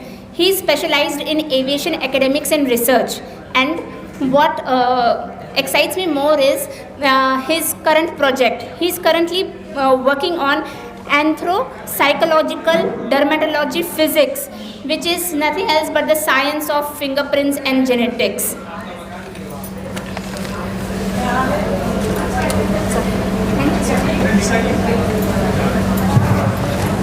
Thank you so much. Good evening, ladies and gentlemen. पहली चीज़ तो मैं grateful हूँ to the entire Ghosh family for letting me be a part of this, because यहाँ पे जो लिखा है in loving memory of, loving memory itself is a very very positive word, बहुत पॉजिटिव वर्ड है। आई नो कुछ आ रहे हैं, कुछ लोग जा रहे हैं, तो I will not hold back, I will continue. जो आज का टॉपिक है वो बहुत रेलेवेंट है, because you know we talking about aspiration and ambition in youth. Actually अगर एस्पिरेशन और एम्बिशन इस दुनिया में नहीं होता तो जितनी भी हम ये लग्जरी और फैसिलिटीज़ देख रहे हैं जो जिसमें हम लोग अपना जीवन व्यतीत करते हैं, शायद ये नहीं होती। ये एम्बिशन और एस्पिरेशन का ही नतीजा है कि the wheel was invented and we are driving cars and vehicles and we are using technology. ये एस्पिरेशन और एम्बिशन का ही नतीजा है। तो एम्बिशन और aspiration is not a negative word, not at all. ये बहुत ज़रूरी है सोसाइटी में, और जो मेरा नज़रिया है जिसके बहुत लोगों ने बोला एंड बहुत वैलिड बोला, and it was so wonderful to listen to everyone. तो मैं बहुत समय आपका नहीं लूँगा, एक छोटा सा क्रिस्प अपना नज़रिया पेश करना चाहूँगा कि किसी भी चीज़ की अति, over ambition and over aspiration can be damaging, but aspiration and ambition is important and it should be there in each and every person who is in the world. उसके बिना लाइफ आगे नहीं बढ़ती। एक छोटे बच्चे को अगर आप देखिए, उसका एम्बिशन और एस्पिरेशन क्या है कि वो अपने को बैलेंस करके 4 कदम चल ले, एंड इसी तरह से एज वी ग्रो अप हमारे एस्पिरेशन और एम्बिशंस चेंज होते रहते हैं, राइट। जो नेगेटिव आउटकम्स हैं एम्बिशन और एस्पिरेशन के, उसकी वजह क्या है? सबसे बड़ा डिस्कनेक्ट जो सोसाइटी में है वो एस्पिरेशन बहुत है बट सेल्फ कनेक्ट नहीं है। हम अपने आप को नहीं समझते, नहीं जानते। ज़्यादातर लोग यहाँ पे भी जितने लोग बैठे होंगे, हम लोग ज़्यादातर जो अपने लाइफ में या जीवन में जो भी फैसले लेते हैं, they are basically based on somebody else's aspiration। आप अपनी लाइफ को भी रिलेट करके देखिए। आपका जो फेवरेट कलर है वो क्यों फेवरेट कलर बना? बिकॉज जब आपने वो रंग पहना होगा पहली बार और उसमें आपको कॉम्प्लीमेंट मिला होगा तो वो आपके फेवरेट लिस्ट में आ गया। And that is basic human tendency and human nature, right? वो हमारा अपना फेवरेट कलर नहीं है, वो किसी बिकॉज हमें कॉम्प्लीमेंट्स मिले इसलिए वो फेवरेट बन गया। और इसी तरह से हमारा पूरा जीवन व्यतीत होता है। हमसे लोग क्या चाहते हैं, हमसे क्या एक्सपेक्टेशंस हैं? The expectation is the damaging factor, and unrealistic aspiration is the biggest damaging factor, जिसकी वजह से जितनी नेगेटिविटी हो रही है, ये ओवर एस्पिरेशंस हो रहे हैं, ओवर एम्बिशन हो रहे हैं, जिसकी वजह से साइकोलॉजिकल इम्पैक्ट्स आ रहे हैं हमारे जीवन पे, जिसकी वजह से हमारा प्रोफेशनल और पर्सनल लाइफ डिसबैलेंस हो रहा है। तो मेरा ये पर्सनली मानना है और इसी फील्ड में मैं काम भी करता हूँ कि अगर हम अपने आप को समझ सकें किसी भी एज और स्टेज ऑफ लाइफ में कि एक्चुअली मैं क्या हूं, और उसके हिसाब से अगर हमारे एस्पिरेशन और एम्बिशंस होंगे, तो जो गैप एस्पिरेशन और एम्बिशन का और रियलिटी का गैप है वो कम हो जाएगा। और जब वो गैप बैलेंस हो जाएगा तो स्ट्रेस फैक्टर लाइफ से बाहर हो जाएगा। हम सब एक हैप्पी लाइफ जी सकते हैं, और वही एक सबसे बड़ा मिसिंग लिंक है। आप देखिए ना, आजकल हैप्पीनेस मॉड्यूल्स, हैप्पीनेस करिकुलम, ये सारी चीज़ें इंट्रोड्यूस करी जा रही हैं स्कूल में, कॉलेज में, यूनिवर्सिटी में। इसकी ज़रूरत कहाँ से है? हमारी हैप्पीनेस कोई दूसरा कैसे बता सकता है, राइट? आप जितने लोग यहाँ बैठे हैं, मेरे ख्याल से कोई भी यहाँ पे ऐसा नहीं होगा जो एक दूसरे की तरह हो। We are all unique individuals, और वही यूनिकनेस को जब हम किसी वर्टिकल में फिट करने की कोशिश करते हैं तो वो स्ट्रेस पैदा करता है, हमें हमारी डायरेक्शन से दूर ले जाता है, और वही निगेटिविटी पैदा करता है, जिसकी वजह से स्ट्रेस, साइकोलॉजिकल फैक्टर्स, अपने आप को एक हीन भावना लाना, सेल्फ एस्टीम लो हो जाना, ये सारी चीज़ें तभी से आती हैं, which leads to medical conditions also. This thing can be very well addressed, and the right way forward is everybody should be able to connect with who they are rather than trying to be somebody else। जो आप अगर दूसरों की तरह बनने की कोशिश करेंगे, जो आजकल यूथ में हो रहा है, you will always be behind that person because कोई ऑलरेडी आगे है। तो अपनी रियलिटी, अपनी यूनिकनेस, अपनी कैपेसिटी, अपने आप को रिस्पेक्ट करें, एक्सेप्ट करें और प्यार करें। बिकॉज हम पूरी दुनिया में सबसे अप्रिसिएशन चाहते हैं और अपने आप को ही प्यार नहीं करते। I think that is the core. Thank you so much.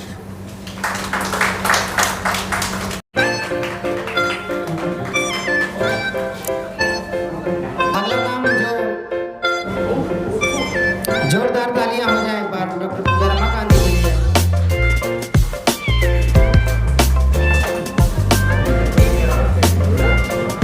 समझता हूँ कि जो विषय चुना गया, पहले तो ये तय होना चाहिए कि युवा कौन है। आदरणीय राजनारायण जी, राम मनोहर लोहिया 70 के दशक में युवा कहलाते थे, जबकि वो 50 साल से ऊपर थे। तो क्या विचारों का युवा होना जरूरी है कि शरीर का युवा होना जरूरी है? ये बात मैं आपके विचार हेतु छोड़ता हूँ। और जहाँ विचार मजबूत होते हैं और जहाँ विचारों का प्रवाह मजबूत होता है, तभी कहा जाता था जिस ओर जवानी चलती है उस ओर जमाना चलता है। और जो मैं एक प्रसंग आपको सुनाऊं कि आश्रम पद्धति में गुरुजी सबको ध्यान और योग सिखाते थे, सारे शिष्यों को। तभी जब ध्यान होने से पहले एक बिल्ली आया करती थी और स्नेहवश उनके पैरों को चाटा करती थी, और उसको वो सहलाते थे और बिल्ली वहीं सो जाती थी। गुरुजी का देहांत हो गया। 1 महीने बाद सारे शिष्य इकट्ठा हुए कि अब पुनः साधना का वो किया जाए। तो जब साधना पे बैठे तो सारे शिष्य चिल्लाए कि बिल्ली कहाँ गई। बिल्ली चूंकि देहांत के बाद उसे दूध नहीं मिला तो भाग गई थी वहाँ से। तो उन्होंने कहा पहले बिल्ली लाई जाए, फिर वो गुरुजी का पैर चाटेगी, उसके बाद ही ध्यान शुरू हो सकता है। ऐसी हमारी पद्धति थी। तो आज जो युवाओं पे थोपा जा रहा है, आप विचारों के प्रवाह को अवरुद्ध कर रहे हैं। आप उनके दिशा निर्देशों, हर जनरेशन एक दूसरे के बाद विकास करती है और आप उसको विकसित होने के बजाय आप उसके प्रवाह को रोकते हैं और उसके प्रवाह को जिस ओर ले जाना है उसको ओर जाने नहीं देते। गंगोत्री से गंगा के आने में और समुद्र में मिलने में 50 ऐसी समस्याएं और वो होती है जिन पत्थरों को तोड़ते हुए बालू बनाते हुए लाती है। उस संघर्ष को युवाओं से छीना जा रहा है। और युवा संघर्ष को कैसे बनाएगा जब वो देख ही नहीं पाता, क्योंकि पापा एग्जाम दिलाने जाते हैं और मम्मी एग्जाम दिलाने जाती हैं। और उस प्रोफेसर एन सिंह साहब बैठे हैं, हजारों की संख्या में इस विश्वविद्यालय में आदरणीय नीरज जैन जी भी बैठे हैं। यहाँ पे आंदोलन हुआ था 1 जनवरी 1975 को। इलाहाबाद से मैं आया, इलाहाबाद यूनिवर्सिटी में इकोनॉमिक्स एमए करने के बाद यहाँ जो है ज्वाइन किया, तो वहाँ पीएचडी कर रहा, तो वहाँ न पूरी होकर के फिर लखनऊ विश्वविद्यालय में शुरू किया। तो कुछ ऐसा मौका मिला, एक प्रोजेक्ट आया डेप्यूटेशन में फॉरेन सर्विस रूल के आधार पर। प्रोफेसर सुरेंद्र सिंह अपने विभाग 19 स्टेट्स की स्टडी थी, उसमें ले गए। फिर संयोग के बाद हम तो रिसर्चर थे, 10 साल रिसर्च कर रहे थे वर्ल्ड बैंक में, आपके उसमें सानिध्य में। फिर लखनऊ विश्वविद्यालय में धीरे इकोनॉमिक्स छोड़ करके फिर सोशल वर्क, उसमें पीएचडी थोड़ा चेंज किए, फिर सोशल वर्क MSW किए थे।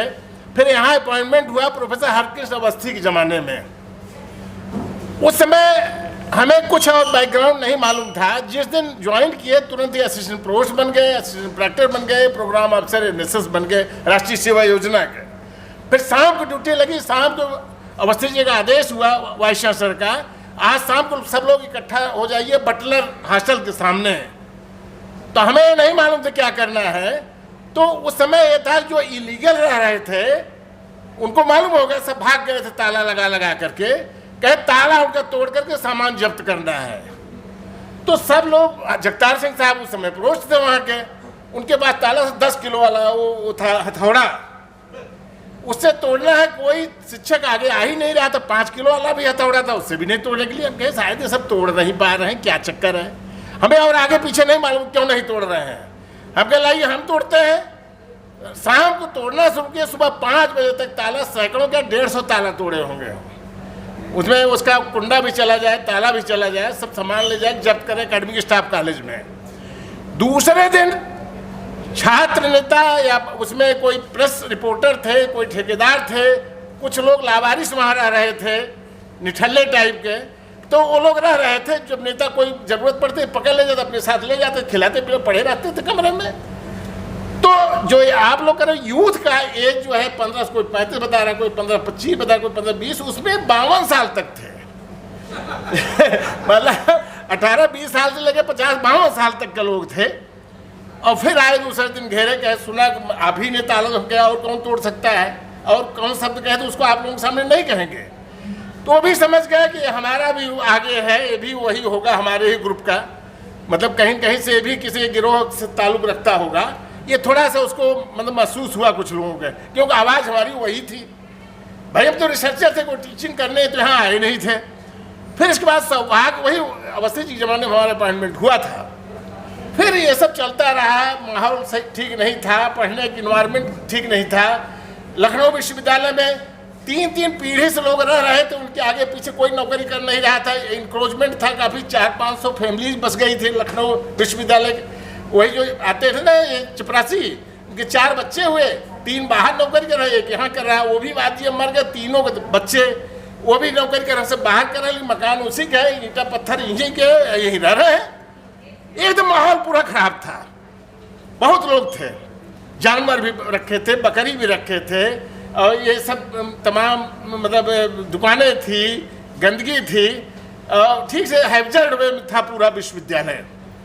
तो उसको प्रोफेसर RP सिंह साहब और तमाम लोग आए, सोढ़ा साहब आए। सोढ़ा साहब का भाई ऐसा है कि तनख्वाह जो भी लेगा अंगूठा लगा के नहीं लेगा। 269 कर्मचारी ऐसे थे अंगूठा लगा के तनख्वाह लेते थे, चपरासी थे। तो हम NSS में प्रोग्राम अफसर डॉक्टर सुरेश साहब की जिम्मेदारी दी गई कि भाई इनको पढ़वाओ कैसे हो। तो उस समय कोऑर्डिनेटर थे, तो हमें जिम्मेदारी दी गई। 269 कर्मचारी कहे साहब बूढ़ा तोता राम, हमारे पढ़ने से क्या फ़ायदा होगा। हमारे बच्चों को लेके आते थे, लड़की लड़कों को लेके आते थे, उनको भी पढ़ाना पड़ता, उनको चाय समोसा खिलाना पड़ता था। धीरे धीरे सब और सब भी पढ़ने जाने लगे बच्चे, उनको इंटरेस्ट डेवलप हुआ, उनका होमवर्क कराना शुरू किया।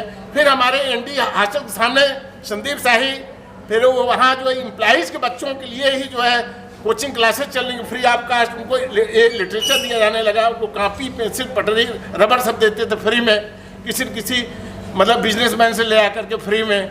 तो धीरे धीरे बच्चे भी पढ़ने लगे, बड़े अच्छे अच्छे स्कूल में जाने लगे, एक माहौल बना। उस जमाने में सोढ़ा साहब किया और लोग किए। आरपी सिंह साहब ने, प्रोफेसर आरपी सिंह जब आए वो सोचे कि इसका इन्वायरमेंट ठीक से क्रिएट करना है, मतलब पर्यावरण का सृजन करना, स्वस्थ मतलब वातावरण बनाना है। उसके लिए भाई शुद्ध पानी मिले, लड़के लड़कियों प्रॉपर बाथरूम हो, यूरिनल हो। लड़कियों को था ही नहीं, वो लड़कियों वो जा ही नहीं सकती, तो अटेंडेंस कम हो रही थी। उसके से 5, 7, 8% मतलब बच्चे आते थे, लड़कियां रहती थी, पढ़ती थी, वो भी धीरे धीरे छोड़ देती थी। और कुछ कोई बवाल भी हो जाता था उस समय तक, तोड़ फोड़ जैसे होता है, मतलब हड़ताल हो जाए, मारपीट हो जाए, वो वहाँ तोड़ा गया, वहाँ लूटा गया, वहाँ मारा गया, सब चल रहा था। तो उन्होंने इसकी व्यवस्था की पूरा, मतलब ठीक से किए। पहले सब सारा ये भी काम कर रहे थे, क्लास की चेकिंग भी कर रहे थे, क्लास भी लेना सब जरूरी था। सो अभी जो हमारे नेक्स्ट स्पीकर कम गेस्ट है, उनके लिए आई बिलीव इंट्रोडक्शन तो ऑलरेडी हो चुका है, but still there is a huge list of their achievements that I would love to read out for sir doctor Jain, Neeraj Jain, who is a doctor of philosophy, MA in history and Acharya, has achieved a name in various record books like India Book of Record, World Book of Record, UK, London, and also has been awarded with n number of awards like Indo-Nepal Samarastha Award, Awadh Gaurav Samman, Indo-Philippine Award, and many similar awards. Not only this, but he has always been a coordinator of Department of Physical Education at Lucknow University. He has been ex-chairman at Lucknow University by Athletic Association, ex-president Lucknow University Teachers Association. He has been an active participant in various national and international seminars. So the list of seminars is huge. I can't read out that. And the list goes on with respect to his career and contribution towards society. So, sir, please, I would call you upon stage to take up the mic and speak few words.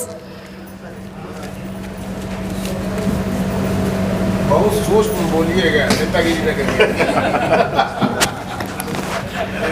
परिंदा हूँ ये फितरत है मेरा उड़ना नहीं जाता, परिंदा हूँ ये फितरत है मेरा उड़ना नहीं जाता, जमी पे आ तो जाता हूँ मगर ठहरा नहीं जाता, बियाबानों के पौधों की तरह है जिंदगी अपनी, हम अपने दम पर बढ़ते हैं हमें परखा नहीं जाता।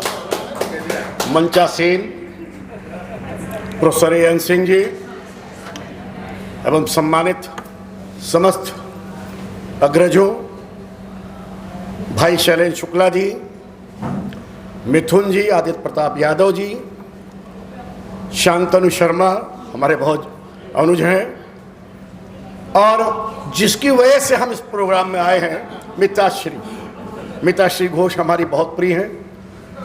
छात्र राजनीति में बहुत ज़्यादा समर्थन इन्होंने हमें किया। बट अभी मिश्रा जी से बात हो रही थी, रिटायर्ड कमिश्नर है, बोले भाई नीरज अपने उसी अंदाज में बात करना, अपनी उसी तेवर में, मैं सुनना चाहता हूँ, बड़ा समय हो गया। मैंने कहा नहीं भाई देखिए, एन सिंह ऐसे लोग यहाँ बैठे हैं, हॉलैंड हॉल इलाहाबाद विश्वविद्यालय से छात्र की हैसियत से रहते थे और छात्रों को ही हॉस्टल से निकाले हैं, बड़ी विचित्र विडंबना है। देखिए एम्बिशन और जो टॉपिक है ना आपका, increasing ambition and aspiration in youth in related issues, ambitious, everyone is ambitious. जिसमें एम्बिशन नहीं है वो जीवन में कुछ कर नहीं सकता, और एस्पिरेशन एम्बिशन का रिजल्ट है, घर से मिलता है। अभी हमारे अर्थशास्त्री जी उठ के देखे जा रहे हैं, जब हम आए तो भाषण दे रहे थे। एक बात आप जान लीजिए, अभी बेग साहब ने बहुत अच्छी सी चर्चा की और साइकोलॉजिकल मेंटल चीजें बता दी। देखिए मेरा आपने कहा न्यू एजुकेशन पॉलिसी, सबसे पहले क्षमा यहीं बीच में मांग लूं कि मैं बहुत विलंब से आया। आज सवेरे से हम लोग प्रोग्राम में campus diary Lucknow beats Arvind Singh Gop का इंटरव्यू करने वहाँ गए थे, बाराबंकी, फिर वहाँ से एक और फंक्शन में गए, फिर आए तो हमारे पास पीजी डिप्लोमा जर्नलिज्म जो हमने 97 में किया, वो पूरा बैच घर बैठा था। उनसे हमने मिताश्री हमको बहुत गाली देंगी, मारेंगी भी। यकीन मानिए हमारे मिताश्री में बस ये है कि जेंडर डिफरेंस है, otherwise we are one. And this is the strength of the students politics. सब एक हैं, अलग नहीं है। मजबूरी में थे, आना पड़ा, आना है। जब बुलाया मैडम ने, इतनी अच्छी मैडम इतना अच्छा एंकरिंग कर रही हैं, तो बोलना तो है ही। देखिए एक बात जान लीजिए सर बेग साहब, ये जो आपने न्यू एजुकेशन पॉलिसी की चर्चा की, तारीफ की, I am totally against this new education policy because of there are some reasons. This policy was brought by Kapil Sibbal in 2010, the same policy all over country, nationwide discussion was started amongst the educationists, and everyone, every university denied this policy. You know why? Sometimes you should see the statute, first statute of Lucknow University, ordinance and act. It is clear cut mention in our statute that no student of Osmania University will take admission in Lucknow University or any university of UP. Why? You know, there was a culture of higher secondary education culture, and this new education policy culture is the same. Free entry. Whenever you want to enter, you can enter in the institution. Whenever you want to exit, you can exit. Is it an education? क्या ये शिक्षा है? नई शिक्षा नीति में आपने क्या सिखाया? एस्पिरेशन के कमालात देखकर खुदा इज्जत भी देता है औकात देखकर। जय हिंद, जय भारत।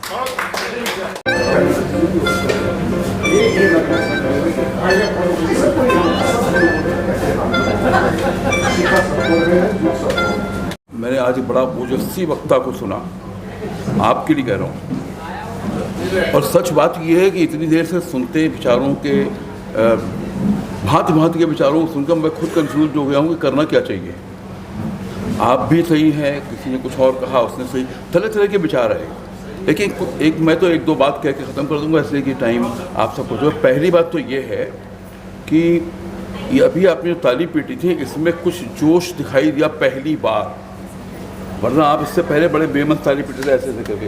ये नहीं तो पहले तो, इससे पहले कि मैं कुछ आपको अच्छी बात दो चार कह के ख़त्म करूं, मैं चाहूँगा पूरी शानो शौकत के साथ श्रद्धांजलि अर्पित करते हुए एक बार वो ताली पीटिए जो मैं सुनने का आदी हूँ, छोटे मोटे नहीं। देखिए KGMC में था तो मैं कहता था कि जब तक कि KGMC के इस विद्या के इस मंदिर में उसकी जो छत है वो गूंजने न लगे तो वो ताली नहीं होती। तो फ्रेंड्स, मैं ये कहना चाहूँगा, देखिए जहाँ तक सवाल है एम्बिशंस का, एम्बिशन हर किसी में है, मुझ में भी एम्बिशन है, आज भी हैं। एक होता है ओवर एम्बिशस नहीं होना चाहिए। इम्पॉर्टेंट ये एम्बिशन नहीं है, ड्रीम नहीं है तो आप आगे बढ़ेंगे नहीं कभी भी। कहाँ पे गलती है? गलती ये है कि हम लोग क्या करते हैं कि जो रियलिटी है उससे अपना धरातल से रिश्ता तोड़ देते हैं।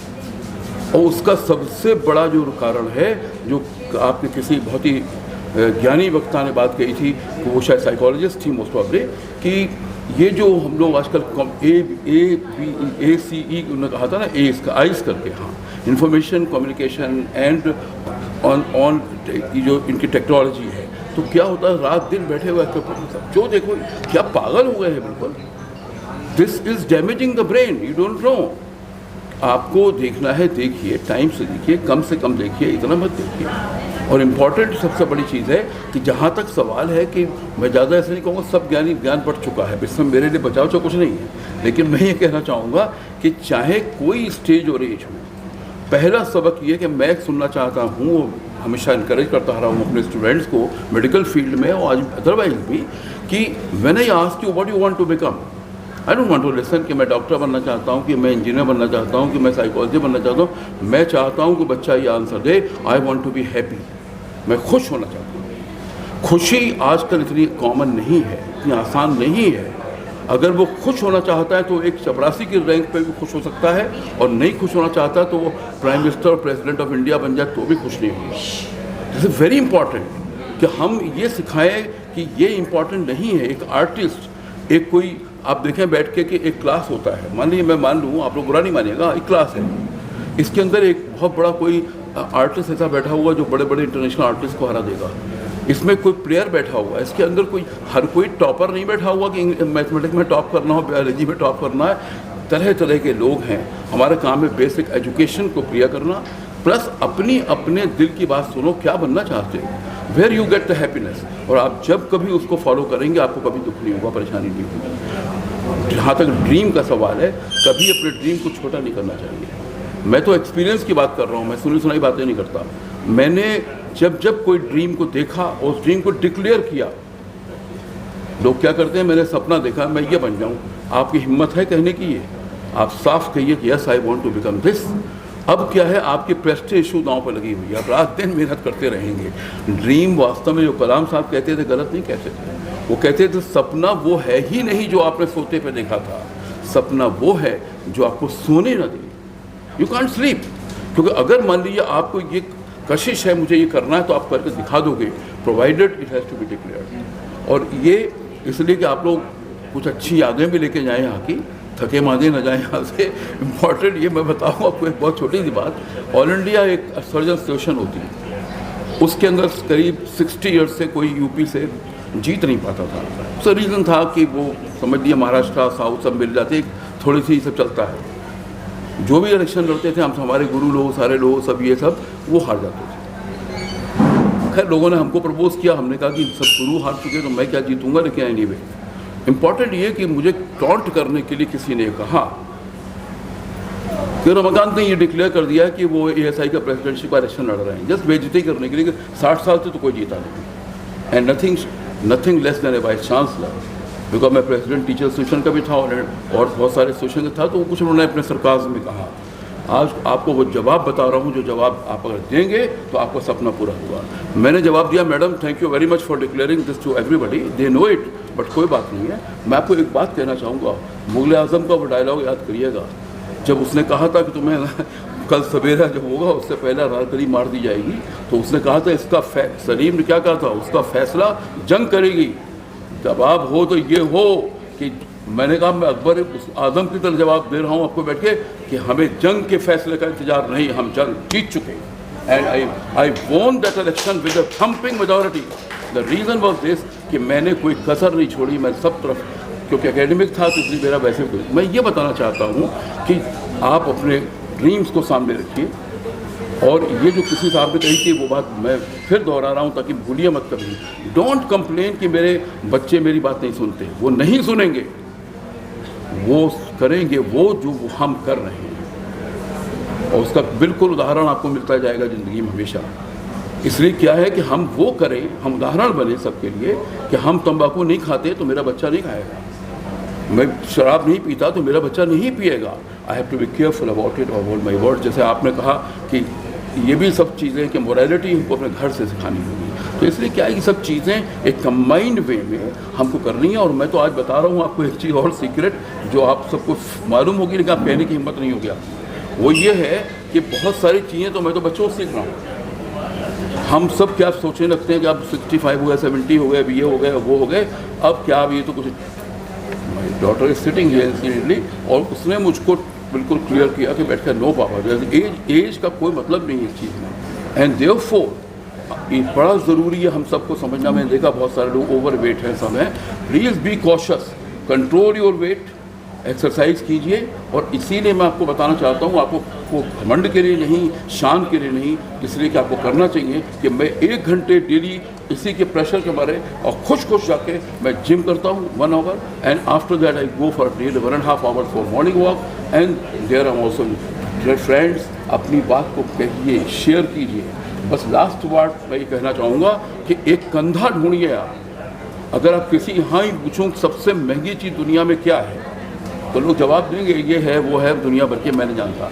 मेरी समझ में सबसे कठिन पाना है एक वो शोल्डर, वो कंधा, कि जिसके ऊपर जब खुश हों तो पागलों की तरह लिपट के मैं खुश हो सकूं, और जब मैं दुखी हूं तो उस कंधे से लिपट के रो सकूं। यहाँ कितने लोगों पे वो कंधा अगर हाथ उठा दिया तो मुझे बड़ी खुशी होगी। 2-4 गुड, आई एम हैप्पी, क्योंकि आप तो सुन चुके हैं पहले भी तो इसलिए क्या इज़ वेरी इंपॉर्टेंट, हमको शेयर करना चाहिए, बात करना चाहिए, अपने मन की इन जो गांठें होती हैं इनको खोलना चाहिए। तो इसलिए बहुत सारी चीज़ें कह सकते थे लेकिन कहने की ज़रूरत नहीं है। मैं आपको ये कहूँगा कि आज भी अब भी हसीन सपने आँखों में पल रहे हैं। ये नहीं है ना वो बुढ़े हो गए, मैं नहीं बुढ़ा हो गया। अब भी हसीन सपने आँखों में पल रहे हैं, आंखें हैं बंद लेकिन आंसू निकल रहे हैं। नींदें कहाँ से आएं, बिस्तर पे करवटें ही हम भी बदल रहे हैं। Thank you very much. Lucknow विश्वविद्यालय के हैं और इसी कड़ी में डॉक्टर फखरे आलम जी आपसे निवेदन है। डॉक्टर फखरे